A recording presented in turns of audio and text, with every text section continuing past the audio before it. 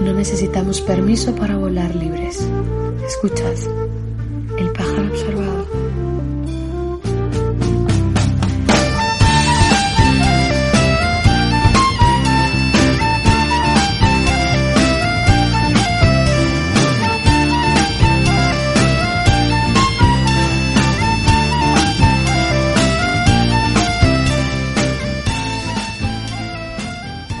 Observadores y observadoras, aquí estamos en un nuevo vuelo del pájaro observador. Hoy me toca a mí estar a la voz cantante y nada, voy a ser muy breve porque traemos mucho contenido y no nos queda tiempo para más. Hemos denominado el programa Epopurrí 2.0 porque bueno, es una actualización de varios temas que ya hemos tocado en el pasado y los queríamos contar todos en un solo programa. Así vamos a hablar sobre la ley del suelo, ley del cemento y su estado de tramitación y todo lo que se está haciendo para tratar de pararla. Vamos a hablar también sobre los polígonos eólicos y su actual situación de tramitación y demás, tanto en los valles pasiegos como en el resto de Cantabria.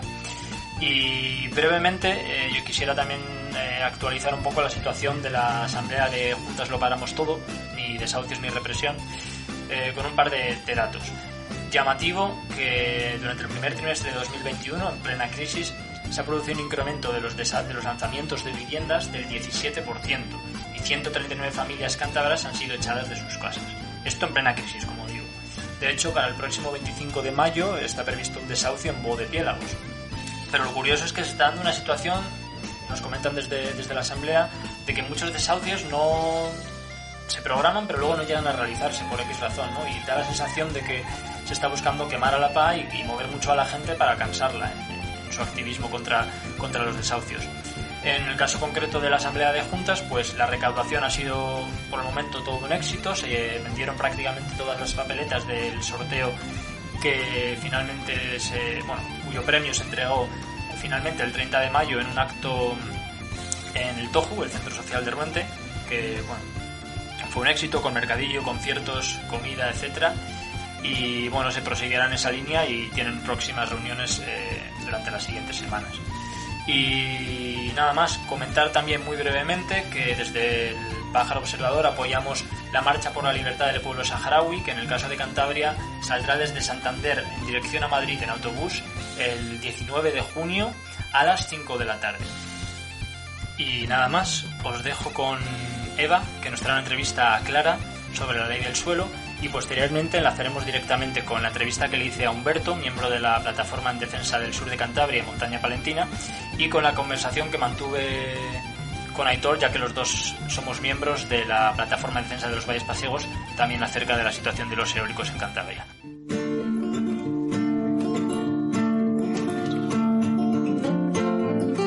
Ya hemos hablado del anteproyecto de ley de ordenación del territorio y urbanismo de Cantabria, la llamada LOTUCA oficialmente y la ley del cemento para aquellas que ven un riesgo para las zonas rurales que se verán afectadas.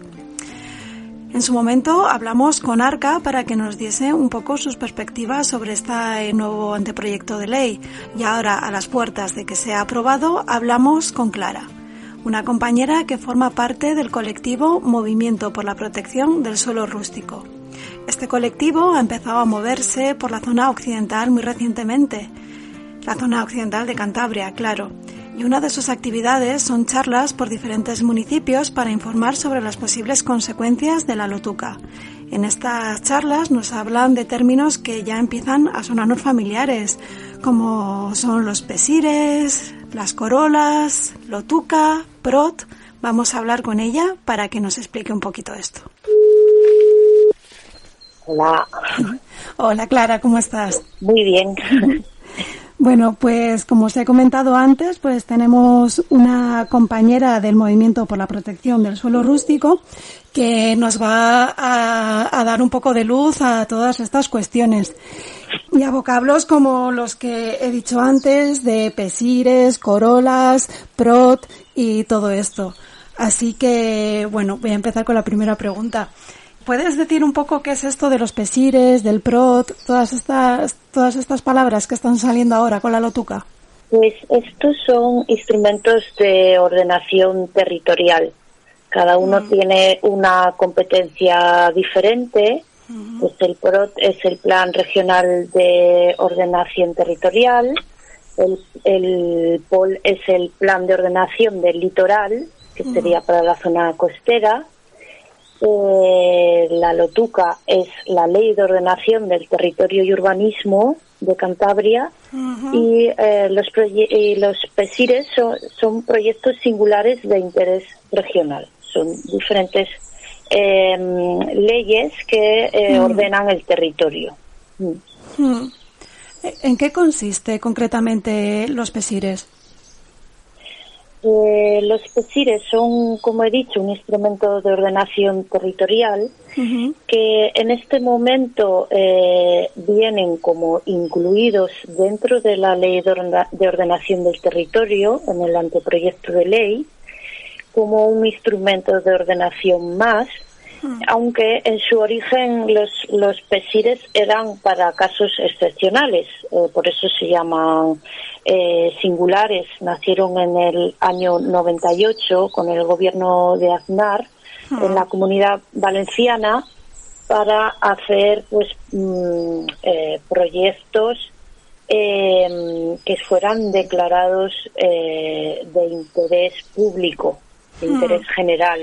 En este caso, en los proyectos singulares de interés regional son proyectos, como su nombre indica, pues que se declaran de interés regional.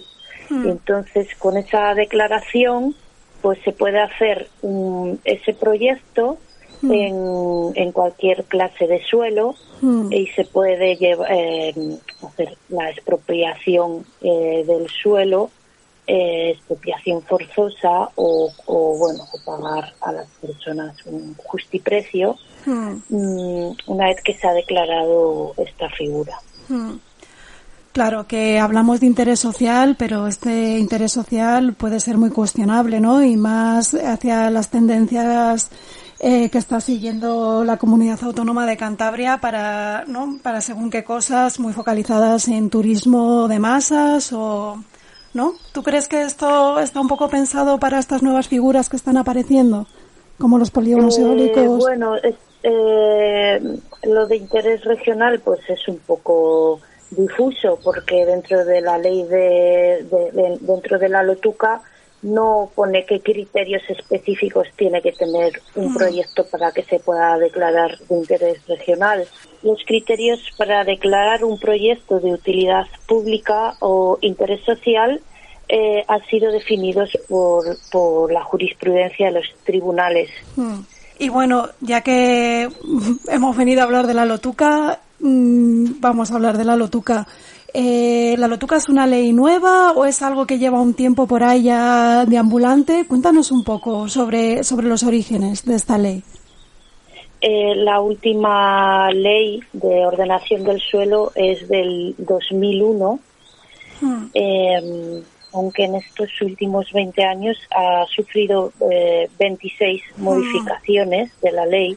Cada 9 meses aproximadamente pues se ha modificado la ley. Esta ley pues estaría bien decir que es la encargada de regular los instrumentos necesarios para la ordenación territorial y urbanística, así como regular la actividad administrativa en materia de usos del suelo y de los recursos naturales. Entonces, en el 2001, cuando se aprobó la ley, había una moratoria en la construcción del suelo rústico hasta la aprobación del PROT. Y en el 2009 ya se produjo una modificación importante que permitía la construcción en suelo rústico, con la aparición de las figuras de las corolas. Aquí es cuando se empieza a hablar de las corolas por primera vez, en el 2009. Y las corolas son áreas de crecimiento controlado que permiten construir viviendas unifamiliares hasta 100 metros del suelo urbano en los municipios sin plan general y hasta 200 metros en los municipios con plan general. Estaríamos hablando de un radio en un círculo, ¿no? Una corola sería un círculo alrededor de un núcleo urbano. Bueno, acabas de mencionar otro par de términos. Uno sería el de plan general y otro el PROT, el Plan Regional de Ordenación del Territorio. ¿Puedes ahondar un poco en el concepto de plan general? Sí, el plan general es un documento de ámbito municipal, o sea, lo realizan los ayuntamientos o los técnicos de los ayuntamientos. Y en este documento es el que recoge el proyecto de asentamiento urbano de ese municipio. Entre otras funciones tiene la de clasificar el suelo del municipio. En este plan general pues establece qué suelos son urbanos, qué suelos son urbanizables y qué suelos son rústicos. Hay municipios que tienen plan general y hay municipios que no tienen plan general. Depende un poco también del tamaño del municipio. En los planes que no tienen plan general, la calificación del suelo está recogida en las normas subsidiarias, se llaman. O sea que el municipio tiene que tener unas normas subsidiarias donde establezca la calificación de los suelos de ese municipio. Y el Plan Regional de Ordenación Territorial, que está también ahora esperando su aprobación, es un documento más extenso, más amplio que compete a todo el territorio regional o autonómico. Y tiene por objeto identificar las pautas generales del desarrollo y transformación de la comunidad autónoma. Fija las directrices para el uso de los recursos naturales, la conservación del patrimonio cultural y define el modelo de territorio. Sería como un plan más amplio. Que sería también un poco el que podría o proteger ciertos valores o ciertas cosas que se consideren importantes, o todo lo contrario, sería quien le podría dejar totalmente desprovistos de protección. Este plan lleva bastante tiempo ahí dilatándose en el tiempo su aparición, y había mucha gente que lo estaba reclamando ya porque creía que era la única forma de proteger el territorio. ¿Tú qué opinas sobre esto? En el PROT, como he dicho, se dan como las pautas generales de desarrollo y transformación de la comunidad. Es en estas pautas generales, en estas directrices que marca el PROT, donde se puede ver cuál es el plan, nunca mejor dicho, ¿no? ¿Cuál es el plan que hay para la comunidad y para el uso del suelo? Si es un plan encaminado al turismo, a la industria, al uso del suelo como simplemente sellado y ocupación, o si hay un plan real de desarrollo sostenible, de una protección del recurso del suelo. Es como, bueno, pues el que marcaría un poco las pautas de qué manera se va a tratar el suelo. Aunque el que regula el uso del suelo es la LOTUCA. Vale. Entonces, hay personas que consideran que si se saca primero la LOTUCA sin que se esté definido el plan, pues es un poco... Sí, que ya va a sembrar precedente, que ya no va a servir de tanto el plan porque ya. Eso es. Y bueno, los ayuntamientos, los municipios, de momento no están interesados, ni los municipios interesados en construir, me refiero. No les interesa demasiado que salga el plan regional. Antes.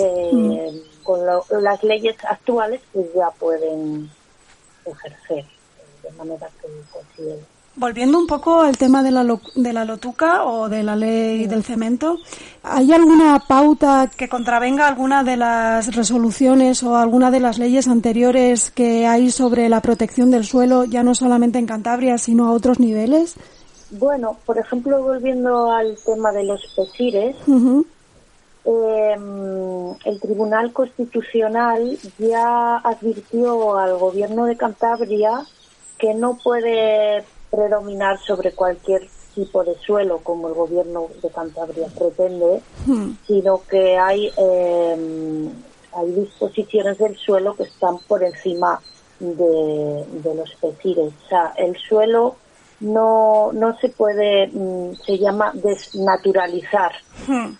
Si un suelo no reúne las características para ser urbano, o si un suelo reúne características para ser protegido, como albergar un hábitat de la red natura, no puede ser de ninguna manera desprotegido, ni siquiera por la LOTUCA o por la declaración de interés regional en un PESIR. Lo que pasa que bueno, esto ya es lo que yo opino, que hay que estar un poco detrás, vigilantes de que cumplan estas leyes, porque si no, pues si nadie lo está atento a esto o está atenta a esto, pues sí, van a hacer y deshacer. Por ponerlo un poco, como aterrizarlo en la tierra, no sé si nos puedes explicar algún ejemplo o alguna consecuencia que pueda haber directa de esta ley de LOTUCA tantas veces modificadas, que podamos ver ahora mismo palpable en el territorio. Bueno, se puede ver mucha construcción de viviendas unifamiliares aisladas, que se aprecia que están a bastante distancia de los núcleos rurales. Por ejemplo, en la zona occidental de Cantabria, en pueblos como El Tejo, La Rabia, en La Madrid, bueno, pues ya se puede apreciar a simple vista cómo hay construcción de viviendas a una distancia considerable de las demás. Hasta el año 2009 pues se podía construir, pero digamos pegado a lo que ya estaba construido, y ahora se puede construir hasta 100 metros, hasta 200 metros, con lo cual se va haciendo cada vez más dispersa esta construcción, y además el peligro es que si ya se ha podido construir a 100 metros y se hacen pues 2 o 3 casas a 100 metros del núcleo que había previamente, pues dentro de un tiempo también se podrá construir a otros 100 metros o 200 metros de esas nuevas casas, y así pues vamos cada vez abriendo el perímetro permitido para construir. O sea, es muy amplio el perímetro que permite para la construcción, y muy poco protegido, vamos, el suelo rico. Y, por ejemplo, el riesgo de que estas construcciones, aparte de ser viviendas, acaben siendo zonas recreativas o puntos de interés turístico, me refiero no a un punto de interés turístico natural, ¿no?, sino como otros proyectos que ya están saliendo de parques acuáticos o megaparkings en ciertas zonas rurales. ¿Hay algún ejemplo que se pueda ver ya? Ahora me estás hablando de los PESIRES, ya, ¿verdad? Sí. Bueno, los PESIRES permiten diferentes tipos de actuación. Esto también se ha ampliado últimamente. Primero era sobre todo para instalaciones industriales, y ahora se han ampliado para hacer actuaciones de nueva urbanización, que supongan el paso del suelo rústico al de urbanizado, también ejecución de grandes equipamientos y también áreas públicas o privadas dedicadas al ocio cultural, deportivo o recreativo, como puede ser un zoológico o una estación de esquí, y implantación de servicios e instalaciones de especial importancia como producción de energía. Ahora están en auge los polígonos eólicos, pues también se podría permitir, de hecho ya lo hicieron en el año 2000, quitar y decir para permitir un polígono eólico. Sería su herramienta, ¿no?, para imponer este tipo de polígonos. Sí, aunque cuando he consultado sobre esto, siquiera les hace falta hoy en día declarar lo que sirve para poder hacer el tema de los eólicos. Pero sí, podría ser utilizado para eso. Y así ejemplos, ahora se está hablando mucho del proyecto de la Pasiega, que es en la zona de Guarnizo, donde quieren hacer un equipamiento industrial debido a la cercanía de los puertos. Las excavadas, también en la zona de Viernoles, en Torrelavega, que también ha tenido mucho movimiento en contra, era un PESIR, y también hemos escuchado, por ejemplo, la ciudad del cine que querían hacer en Miengo. También es curioso como algunos proyectos son declarados de interés regional y luego no se hacen, con lo cual pues también es un poco... Poco sería el interés. Sí, pues sí, es un interés un poco extraño, ¿no? Que primero hay mucho interés y luego no se hacen estos proyectos. Pues, o no sé tampoco qué interés regional puede tener hacer un zoológico. Ya. Están como utilizando esta carta comodín para muchas cosas, para no tener que atenerse a las leyes que ya existen. Un poco el comodín, como dices. Sí, es el comodín, sí. Vale, Clara, te voy a preguntar un poco cómo podemos colaborar o cómo podemos seguir informándonos o ayudando con la difusión de todo esto que acarrea estas modificaciones de leyes y la desprotección voy a decir de lo rural o de lo natural en Cantabria. ¿Qué podemos hacer? Bueno, estamos empezando un movimiento, como ya has mencionado, al que si alguien se quiere adherir o simplemente recibir información, puede escribir al correo electrónico por la protección del suelo rústico @gmail.com. También vamos a dar una serie de charlas, que la siguiente es el día 2 de julio en La Libre, en Santander. Y estamos distribuyendo unos documentos, unos trípticos, también informativos. Y estamos empezando un poco con la información.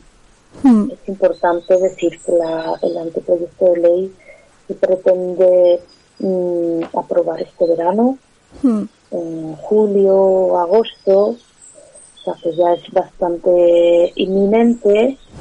Y pues estaría bien que tuviera por lo menos una contestación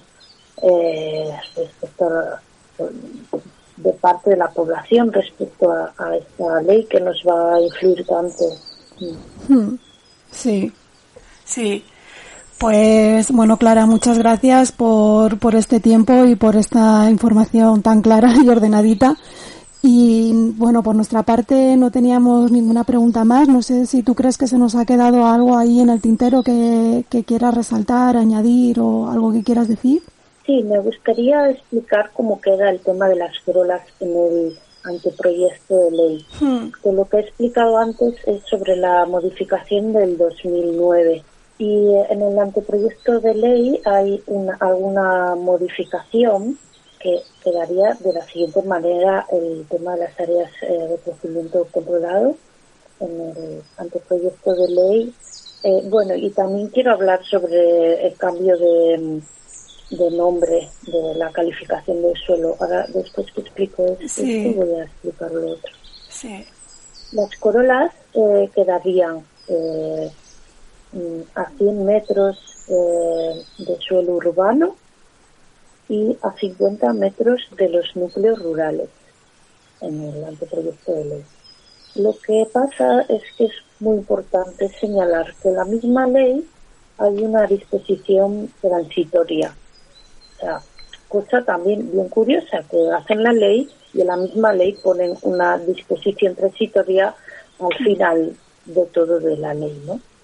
Entonces, en esta disposición dice que en municipios que estén declarados en riesgo de despoblamiento, que en Cantabria son unos 30. En municipios que no tengan previsión de crecimiento mediante suelo urbanizable, es decir, estos serían los municipios que no tengan plan general, porque en los municipios con plan general el suelo se clasifica como urbano, urbanizable, y el rústico pasa a llamarse suelo no urbanizable. Yo luego volveré un poco sobre eso. Y en los municipios sin plan general, el suelo se clasifica como urbano y suelo no urbanizable. El no urbanizable se divide a sí mismo de protección ordinaria o de protección especial. Entonces, vuelvo un poco con lo que había dicho. En los municipios que no tengan previsión de crecimiento mediante suelo urbanizable, es decir, todos los municipios sin plan general, y municipios que dispongan de menos de 250 viviendas en cada uno de los núcleos, o sea, pueblos que tengan menos de 250 viviendas, lo voy a repetir otra vez, ¿vale? En los que estén en riesgo de despoblamiento, en los que no tengan plan general y en los que dispongan de menos de 250 viviendas, se permiten nuevamente las corolas en hasta 100 metros de suelo urbano en los municipios sin plan general y hasta 200 en los municipios con plan general. O sea que, y es importante decir que se van a permitir la licencia de construcción de viviendas hasta el número de casas que haya en ese municipio cuando salga la ley. ¿Qué quiere decir esto? Que se podrá hasta doblar el número de casas en un municipio. Quería señalar esto, no dejarlo de explicar, porque es lo que me parece súper amenazante para el suelo, el que se puedan dar licencias de obra en estos municipios hasta el número de casas que ya hay. Y volviendo al tema de la nueva clasificación del suelo que propone este anteproyecto de ley, pasa a ser urbano, no urbanizable y urbano, urbanizable y no urbanizable. O sea, el suelo rústico pasa a llamarse no urbanizable. Con lo cual es un detalle que ya nos da una idea de cuáles son los planes del gobierno autonómico para Cantabria, quitándole al suelo todo el valor como organismo sustentador de vida, como necesario para alimentos nutritivos y saludables, y bueno, un montón de puntos que podríamos desarrollar, pero simplemente señalar que considerar el suelo como susceptible de urbanizar o no, pues es desprotegerle totalmente. Sí, la verdad que es cierto esto que comentas, ¿no? Que está totalmente focalizado, ¿no? En las concesiones de obra y en la posible urbanización del suelo rural. Vale, Clara, pues lo dicho, muchísimas gracias por esta entrevista. De nada, pero que sirva, que haya quedado más o menos claro Sí. los términos tan, bueno, pues tan difíciles, ¿no? Para las personas que no somos técnicas. Sí, bueno, te lo has currado un montón, toda la terminología y la forma de explicar las cosas. Nada, que muchas gracias. Pondremos, tengo uno de estos trípticos de los que has hablado y vamos a ver si le podemos dar un poco de difusión. Y nada, hasta la próxima. Muchas gracias, Eva.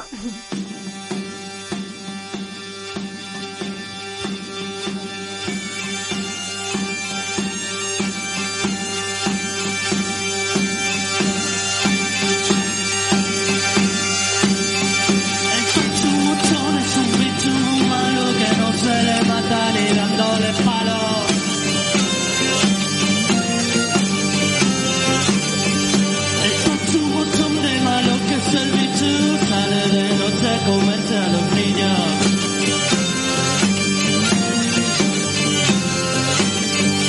Y como los padres los han escondido, tiene que comerse 40 cabritos.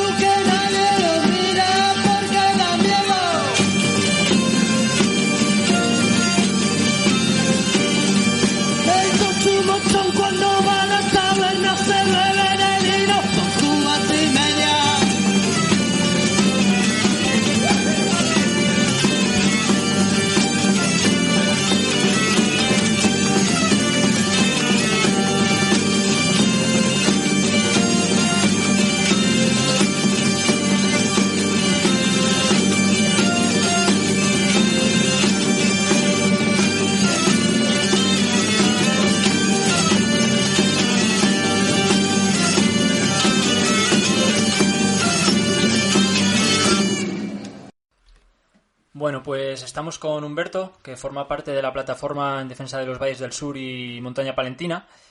Y nada, en primer lugar, Humberto, muchas gracias por ofrecerte a charlar un rato con nosotros, sacar tiempo. Y la primera pregunta sería hablar un poco sobre el parque eólico Bustatur, ¿no? ¿En qué consiste? ¿Cuántos molinos se pretenden instalar? ¿Qué altura tienen? ¿Extensión, ubicación? Y, bueno, los datos así generales sobre el parque en el que estáis trabajando ahora mismo. Bueno, hola Alex, gracias a vosotros por la invitación. Bueno, el parque eólico de Bustatur se publicó en el BOC el 3 de mayo de 2021. Está formado por 15 turbinas eólicas de unos 162 metros de altura. Son 51 megavatios en total, por tanto la gestión de este parque, de este polígono, corresponde al Estado. Ujú. Y se ubica en una extensión de unos aproximadamente 4 kilómetros de longitud en el término municipal de las Rozas de Valdarroyo, una sierra que está al sur del pantano del Ebro. Ujú. Además de las turbinas de los aerogeneradores, cuenta, como todos, con una infraestructura de evacuación de 132 kilovoltios y una longitud de 18 kilómetros y 69 apoyos hasta la subestación de Virtus, que se encuentra en la provincia de Burgos. Ujú. Que atraviesa pues términos municipales de Alfoz de Santa Gadea y Valle de Valdevezán. O sea, que afecta a Burgos, ¿no? También. Sí, lo que es La evacuación. Ujú. Eso sí que afecta a Burgos. Ujú. Esta evacuación la cambiaron porque inicialmente estaba pensada para llevar a Mataporquera, Ujú. pero bueno, me imagino que por escapar de problemas administrativos, Sí. la decidieron cambiar hacia Virtus. Ujú. La empresa que lo está tramitando es Green Capital Power, la misma que ha tramitado los proyectos Sí, de la sí. zona pasiega. Sí, la famosa Green Capital Power. También tiene aquí en el sur de Cantabria unos cuantos también. Sí, sí, sí. Bien, y bueno, con todo esto que habéis comentado, ¿qué impactos creéis que va a tener en la zona? Tanto a nivel social como en cuanto a valor patrimonial y cultural, porque por ejemplo en la zona pasiega se ha incidido mucho en el tema cultural en cuanto a la idiosincrasia del paisaje pasiego, el cabañal, etcétera, y en cuanto a nivel ambiental, pero en el sur de Cantabria tenemos además mucho patrimonio de carácter histórico, cosa que en los valles pasiegos es menos habitual, ¿no? También arqueología y demás. Entonces, ¿cuáles son los principales impactos que denunciáis desde la plataforma? Sí, pues desde el punto de vista del patrimonio, bueno, todo el sur de Cantabria, norte de Palencia, es muy rico en yacimientos arqueológicos y diferentes restos de patrimonio. Y en esta zona concreta de Bustatur, pues existen grabados prehistóricos, pinturas prehistóricas, también existen en el entorno escenarios de las guerras cántabras, en la zona de Cotillo, también numerosos cementerios rupestres, restos visigodos, y además también está el santuario de Montes Claros, Es verdad, claro. que bueno, que aparte de ser lugar donde se encuentra la patrona de la comarca campurriana, que es la Virgen de Montes Claros, y es un lugar de fiesta y encuentro para todos los campurrianos y campurrianas, pues también tiene su importancia arqueológica porque está ubicado sobre unos restos prerrománicos. Y además toda esta comarca, junto con la zona norte de Burgos y Palencia, pues suman pues la mayor concentración de restos de iglesias románicas de Europa. Madre mía. Además, por la zona de Montes Claros también tiene hay una zona con mucho hayedo, ¿no? Y robledal. Yo estuve hace poco, o sea que también a nivel ambiental, a nivel ecológico, también tiene su valor, ¿no? Sí, es que es la inmediación, la zona más inmediata al Monte Ijedo. De hecho, lo que es la línea de evacuación eléctrica atraviesa parte de la zona norte de Monte Ijedo. Bueno, la zona de Monte Ijedo antiguamente era mucho más grande de lo que es ahora. Pero bueno, con las talas que hubo hace siglos, pues se redujo bastante su tamaño. Pero sí, son los restos que quedan del antiguo Monte Ijedo, sí. Y en este sentido, ¿cómo desde la plataforma? Bueno, en primer lugar nos gustaría saber cómo surgió la plataforma, cómo os definís y a qué aspiraciones tenéis y digamos que por quién estáis integrados, etcétera, y también un poco pues cuáles son las líneas de acción que vais a seguir contra este parque y me imagino que contra los siguientes que están planificados para la misma zona, para Campoo, norte de Palencia, etcétera. Pues sí, la plataforma surge pues a raíz del anuncio en el BOC de la información pública del polígono eólico de Quintanillas, que se encuentra en el término municipal de Valdolea. Entonces, bueno, pues 4 personas que vivimos en esta zona, que ya nos conocíamos anteriormente, pues nos pusimos en contacto y bueno, pues decidimos que había que actuar, ¿no? Que había que movilizar a la sociedad, a todos nuestros vecinos y vecinas, para que conocieran los proyectos y todos los impactos que nos iban a traer. Bueno, pues poco a poco se fueron sumando más gente de otras zonas del sur de Cantabria, de Campoo, también del norte palentino, porque hay que recordar que esta comarca del sur de Cantabria, pues geográficamente comparte, y también culturalmente, comparte mucho con municipios limítrofes del norte palentino, porque más allá de una línea política imaginaria está lo que es el territorio. Sí. Y bueno, decidimos que sí, que había que movilizar a la sociedad. Ya existía en su momento pues la veterana plataforma en defensa del sur de Cantabria, que lleva ya más de 20 años luchando contra estos proyectos, pero su área de actuación se reduce básicamente al tema jurídico. Sí. Y creíamos necesario y que la movilización social iba a conseguir también parar estos proyectos. Sí, un poco en la línea de lo que se ha hecho en los valles pasiegos, ¿no? Que al margen, lo que dices tú, al margen de la acción jurídica, en la zona pasiega parece ser que uno de los factores determinantes para evitar que, por ejemplo, Ribota y Garma Blanca se vayan a realizar ha sido la movilización de los propios vecinos y de las propias vecinas que, bueno, pues que han vuelto a reunirse como si hubiera concejos, etcétera. Entonces, en ese sentido, esa es un poco la aspiración que hay también para el sur de Cantabria, ¿no? Claro, yo me imagino que sea un poco más complicado porque también está mucho menos poblada la zona. Si lo comparamos con algunos de los municipios, sobre todo del entorno pasiego, quizá los núcleos pasiegos no demasiado, pero entonces, en ese sentido, ¿con qué dificultades os estáis encontrando o cómo queréis intentar provocar esa movilización ciudadana en los pueblos? Sí, hay que tener en cuenta lo que tú comentas, ¿no? Que esta zona del sur de Cantabria pues está altamente despoblada, la media de edad es muy alta. La dificultad que tiene la gente para acceder a la información también es muy alta y eso pues impide que puedan movilizarse pues de manera efectiva. Y además también hay que sumar que aquí en Reynosa pues se encuentra la fábrica de Siemens Gamesa, que fabrica pues, los generadores, y bueno, pues existe entre la población principalmente de Reynosa y de la comarca cierto, no sé, recelo, no sé, un poco de... Claro, por los puestos de trabajo que genera esa fábrica, evidentemente. Sí, la gente se piensa que lo que se fabrica ahí es lo que se va a poner aquí en Cantabria, y no es así. Lo que se fabrica aquí en Reynosa va todo a Europa. Pero bueno, es un hándicap que hay que superar. Sí. Bueno, y pues por ir terminando y entroncando un poco con esto que dices, la especulación eólica pues no se reduce al sur de Cantabria ni al norte de Palencia. Estamos viendo que se está dando en toda España con especial énfasis en la cordillera cantábrica, también en zonas como Teruel y Zaragoza. Entonces, ¿cómo creéis que podemos un poco tejer redes o cómo creéis que podemos luchar contra esta oleada de macroproyectos, polígonos industriales en el rural de todo el país? ¿Qué aportaciones podríamos dar al respecto? Pues no sé, yo creo que por lo que leo en los comentarios de las redes sociales, mucha gente como que tiene el recuerdo en la memoria de la forma de trabajar que se hizo con el fracking, ¿no? Aquella famosa asamblea contra la factura hidráulica de Cantabria. Sí. Se fue pues pueblo a pueblo, difundiendo, ayuntamiento a ayuntamiento, y la forma de trabajar que se está llevando ahora mismo es muy similar, tampoco difiere mucho, aunque sean diferentes comarcas, pero estamos en contacto entre todas, también con las de provincias limítrofes de Burgos o de Álava, y yo creo que lo estamos haciendo bastante bien. No sé qué más podemos aportar. Realmente, bueno, yo creo que seguir este camino, Sí. De movilidad social y estar siempre visible a través de notas de prensa, en televisión, en ayuntamientos, en radio, en las calles, en manifestaciones.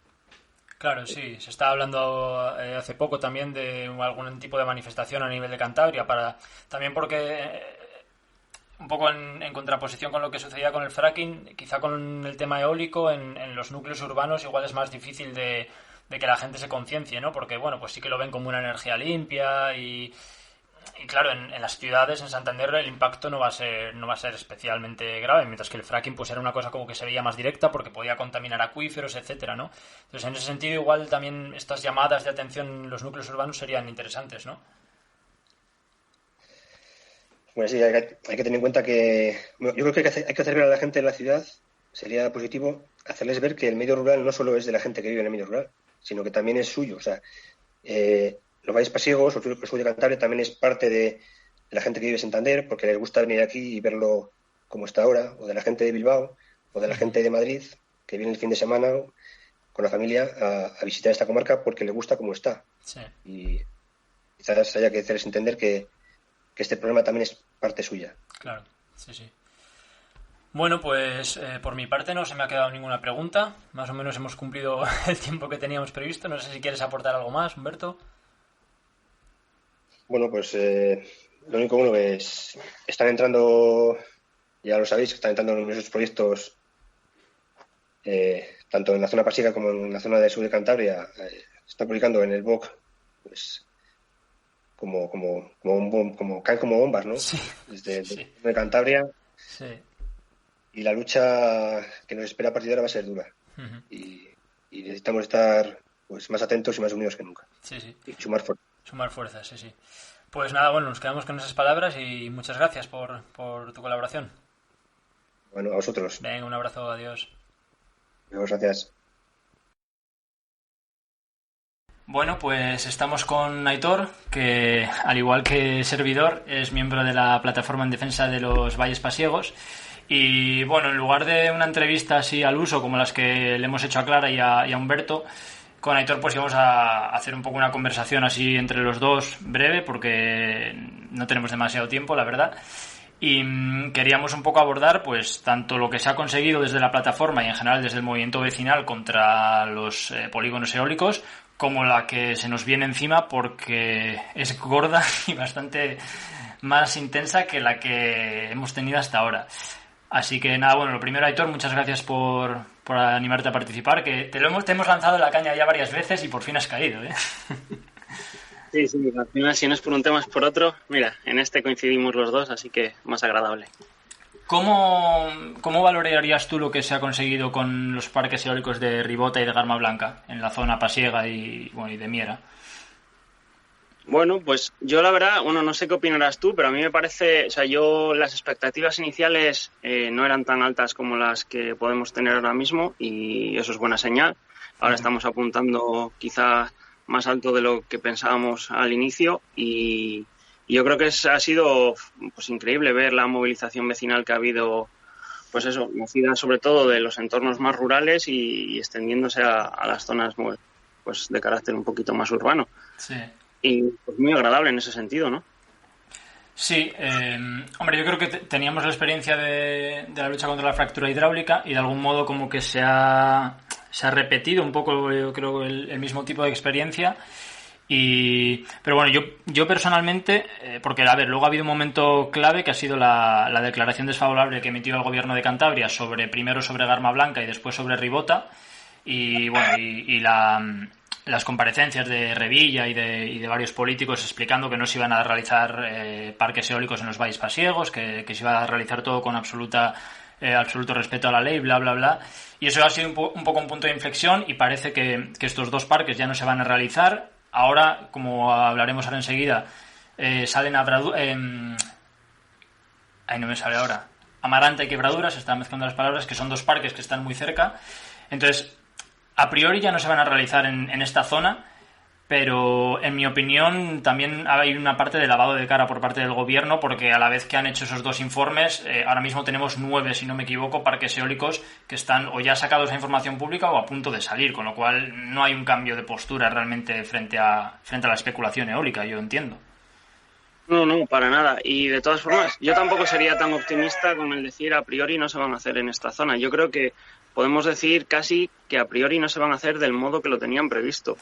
Yeah. Pero la situación, pues en los valles pasiegos la alarma está ahora mismo, pues eso, con los proyectos que Aguayo 5, que coincide exactamente con el del acebo, pues que también saldrá solapándose, uno por parte del Gobierno de Cantabria, otro del Ministerio, y luego pues no lo que comentabas de los proyectos de Quebraduras y Amaranta, que si bien parece que podamos tener más sencillas las alegaciones en este momento por los informes que ha hecho el Gobierno de Cantabria desfavorables, diciendo entre otras cosas que lo consideran subparques.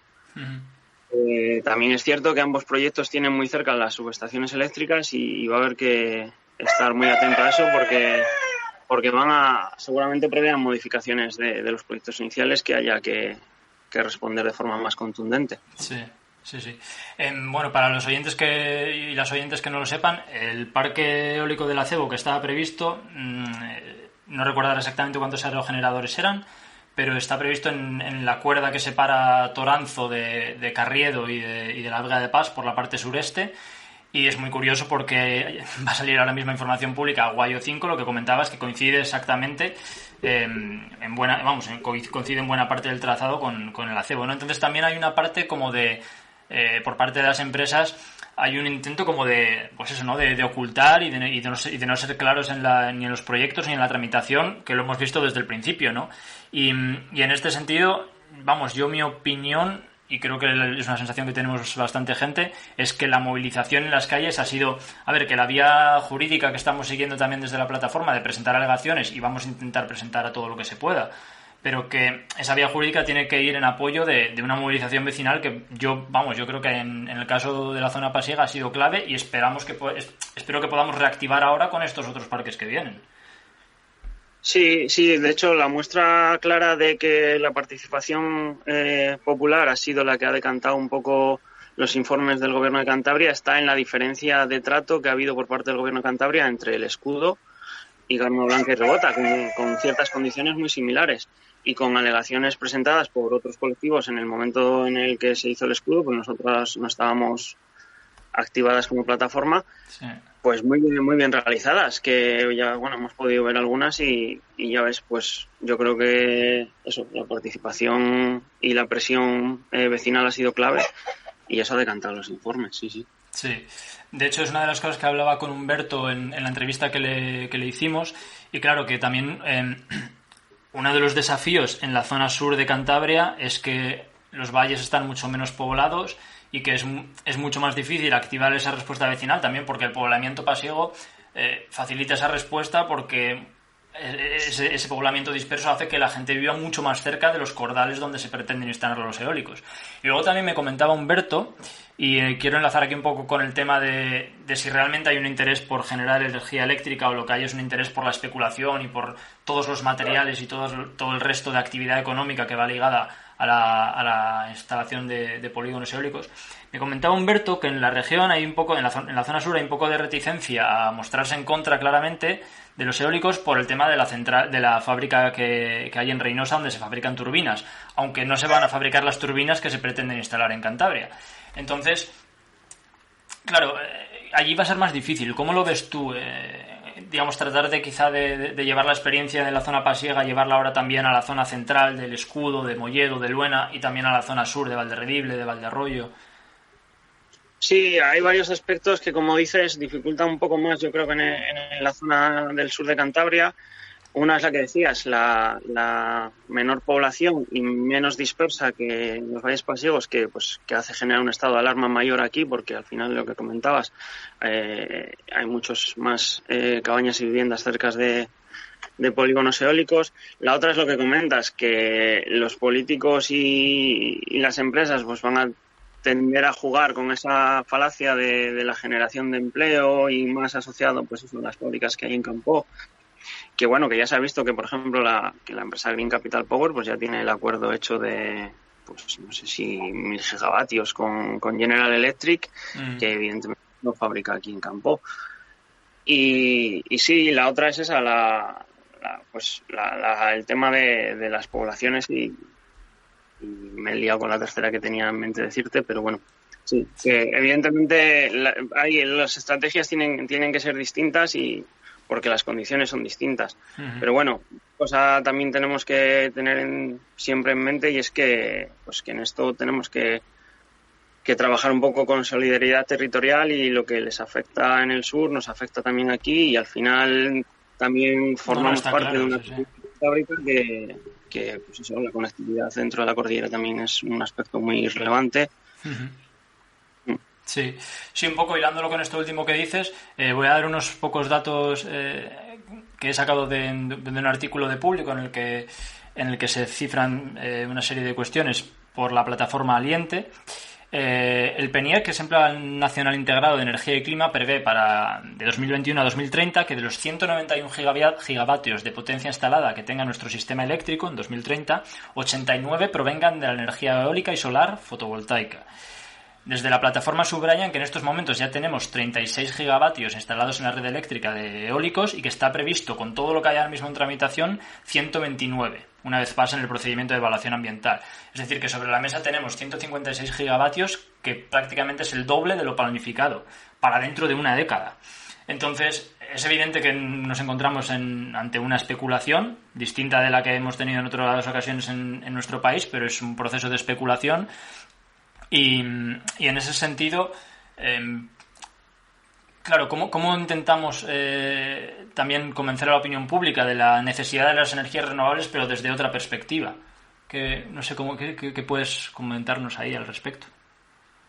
Sí, a ver, a esto, ahora he recordado también cuando estabas mencionando esto, pues en relación a la coincidencia que hay entre proyectos, pues lo que comentabas de Aguayo 5 con el Acebo o Aguayo 1 con Bustatur y demás, que casi que lo transmiten, cuando oímos a representantes políticos que transmiten esto casi como una virtud, diciendo, bueno, no se van a realizar todos los proyectos que hay en marcha por lo que dices, porque, entre otras cosas, porque no entran en la red eléctrica todos los proyectos que hay previsto, y eso casi que lo plantean como una ventaja, como no os preocupéis, saldrán algunos, los que menos afección tengan, y lo que estamos viendo en realidad que no va a ser lo que menos afección tenga, que parece que como lo están planteando es casi que donde menos respuesta haya.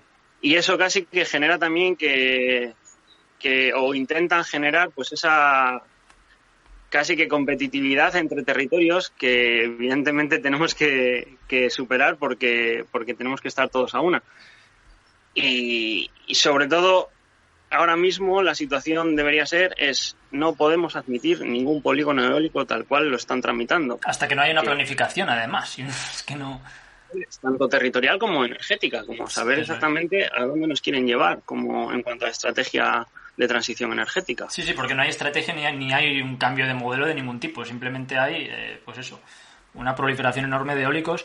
Y bueno, pues para ir cerrando y acercándonos ya al territorio otra vez, si no me equivoco, tenemos 9 ahora mismo que están o ya sacados a información pública o en periodo de alegaciones y que están a punto de entrar en el periodo de alegaciones de un mes. Si quieres comentarnos cuáles son, ¿tienes ahí los datos? Pues sí, tengo más o menos. Ahora mismo salieron por parte del Gobierno en Cantabria en una primera tanda Amaranta, Quebraduras, que son los que comentamos de aquí de la zona de Trasmiera, Lantueno, Cuesta Mayor y Somaloma, Las Quemadas, pues en la zona centro y sur. Y sabemos que está ya pendiente para salir en el boletín oficial de Cantabria, porque ya está en el portal de Servicio y demás, los proyectos de Aguayo 1, 4 y 5. Y luego, aparte, tenemos por parte del Ministerio de Transición Ecológica el proyecto de Virtus 1 y 2, que si bien está en territorio de Merindades, afecta de forma muy directa a Vega de Pas y San Pedro del Romeral. Sí, o sea, es eso, es una oleada. O sea, por ejemplo, en esa zona centro-sur de Cantabria, o sea, en lo que separa el valle de Iguña del valle de Luena y que limita con el embalse del Ebro, la proliferación es absolutamente... O sea, si se hiciera todo lo que se pretende hacer, es endiablado, porque es que estamos hablando del parque eólico del Antueno, estamos hablando de Aguayo 5, me parece que se corresponde con el que antes era Cildá, y estamos hablando del parque eólico El Escudo. O sea, es que son decenas de aerogeneradores en un área muy pequeña y que además ya tiene una propia tiene una instalación de generación eléctrica como es el embalse de Alsa. O sea, que es desproporcionado completamente. En este sentido, bueno, pues comentar a nuestros oyentes que la Plataforma en Defensa de los Valles Pasiegos y apoyándose también de la Plataforma en Defensa del Sur de Cantabria y la Montaña Palentina, vamos a intentar alegar a todos estos parques, porque además la presentación de alegaciones nos abre toda la vía jurídica posteriormente. Entonces, si no alegamos ahora, se nos puede cerrar. A la vez, pues un poco la intención de reactivar la respuesta en las calles, ¿no?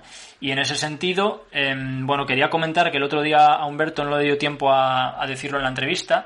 Desde la Plataforma en Defensa de los Valles del Sur y de la Montaña Palentina realizan una pequeña charla informativa sobre el parque eólico Bustatur el sábado 19, que es un par de días después de que salga este programa, a las 12 en el Centro Cívico de Arroyal de los Carabeos. Una exposición fotográfica que realizarán ese día y No, estoy mezclando. Ese día es la charla. Ese día es la charla y luego me comentó que van a hacer una exposición fotográfica y de ilustraciones también en la Casona de Reynosa, que va a estar del 16 al 26 de junio, me parece que era, sobre, bueno, pues paisaje, naturaleza, patrimonio, etcétera. Y después hay una manifestación el 26 de junio, que coincidiría con el día en que termina esa exposición. Manifestación el 26 de junio a las 12 en la Plaza Mayor de Reynosa. La intención es que nos juntemos allí todas las personas que estamos moviéndonos en contra de los eólicos y empezar a hacer un movimiento ya que sea un poco más de respuesta más multitudinaria, ¿no? Sí, y yo creo que igual por acabar también sería importante comentar el tema del estado actual de la Sierra del Escudo, porque yo creo que es el más alarmante. Sí.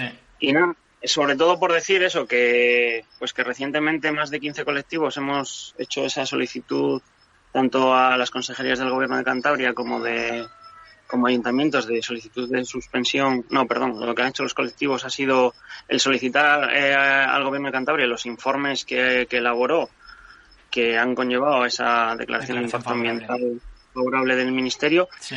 Y luego, como plataforma, presentamos a ayuntamientos y consejerías la solicitud de suspensión del proyecto, pues por lo que consideramos fraude de ley, porque, bueno, por lo que pudimos entender de esa declaración de impacto ambiental, se han estado tramitando informes, la empresa ha estado proponiendo alternativas falsas al proyecto inicial de cara, pues eso, a salvar esos muebles que exige el Plan de Sostenibilidad Energética de Cantabria, de tener alternativas a los proyectos. Sí. Y creemos que eso ya directamente debería llevar otra vez a la casilla inicial al proyecto y volver a una tramitación de información pública. Sí, entonces bueno, estamos un poco a la espera de eso y volcados con las alegaciones de estos proyectos. Y bueno, pues yo creo que nada más. Nos acaba el tiempo, no sé si nos queda algo por decir. ¿Quieres comentar algo más, Aitor? Bueno, no, ahora sobre la marcha, no, vamos, que tenga la gente en cuenta que es eso, que ya solamente el Gobierno de Cantabria tiene en tramitación o pendiente de tramitación 193 aerogeneradores en todo el sur y centro y valles pasiegos, Trasmiera, y que la afección es casi, pues eso, lo que comentábamos antes, pues que es un tercio casi de los municipios. Sí, de los municipios, sí. Así que nada, bueno, pues nos vemos en las calles, como aquel disco de Celtas Cortos, y bueno, y vamos hablando también para intentar alegar en la medida en que podamos. Muchas gracias, Aitor. Nada, a ti, un placer. Un abrazo, chao. Iritsi da eguna, bihotza otik irten zego batean. Ezagutu dudanean, bizitza gatzik ez du, ezin bazara maite mindu, tren bakarra eta ezin galdu. Bueno, pues esto ha sido todo por hoy.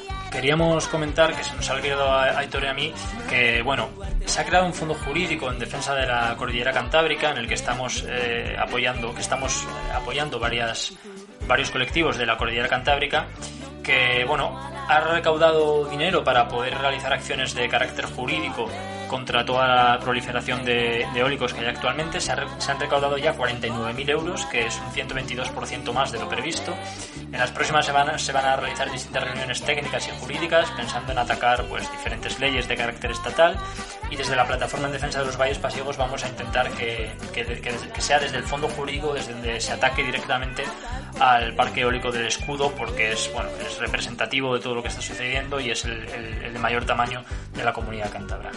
Por nuestra parte, nada más. Volvemos dentro de 2 semanas, el día 1 de julio, con el último programa de la temporada, que también estará centrado en varios temas. Lo vamos a titular Cantabria Finita, porque aunque desde el gobierno nos quieren vender una Cantabria impoluta, virgen y con grandes espacios naturales, la realidad es bien distinta y actualmente hay varios proyectos previstos, como son el Aquapark de Torlavega, el mega aparcamiento de Fuente D en pleno Parque Nacional de Picos de Europa o el polígono industrial de La Pasiega, que nos hablan de un interés especulativo y que nada tiene que ver con la conservación del medio rural y de la naturaleza en nuestra región.